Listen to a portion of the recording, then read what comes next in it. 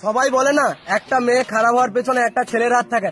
আমি তো বলবো একটা লয়াল মেয়ে খারাপ হওয়ার পেছনে তার 12 তারিখ খানকি মাগি বান্ধবীর হাত থাকে। তার কারণ একটা মেয়ে তোমাকে মন থেকে ভালোবাসে, তোমার সাথে অনেকদিন সম্পর্ক চালিয়েছে, অনেক বছর সম্পর্ক চালিয়েছে, কিন্তু তার বান্ধবী তার বয়ফ্রেন্ডের সাথে দেখা করতে হবে, বলবে চল আমার সাথে চল।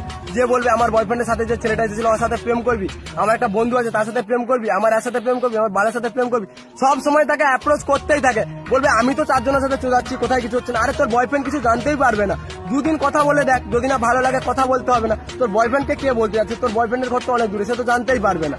আর এমন ভাবে ঠিক একটা মেয়ে কথা বলতে শুরু করে, কথা বলতে বলতে ছেলেটার থাকে এবার লুকোতে শুরু করে। আর একটা মেয়ে যখন একটা অন্য ছেলের সাথে কথা বলে সেটা মেয়েটার ব্যবহারেই বোঝা যায়।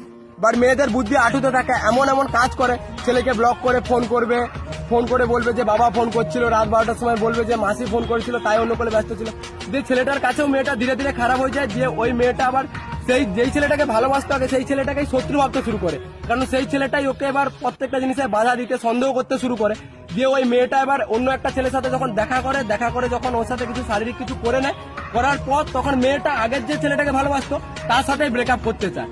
এভাবেই ধরতে গেলে একটা ভালো মেয়ে, লয়াল মেয়ে, সে খানকিতে পরিণত হয়। আর একটা ভালো ছেলের জীবন, যার কোনো দোষ নেই কিছু নেই, যে মন থেকে 100% ভালোবেসেছিল, সেও নষ্ট হয়ে যায়, সেও খারাপ হয়ে যায়।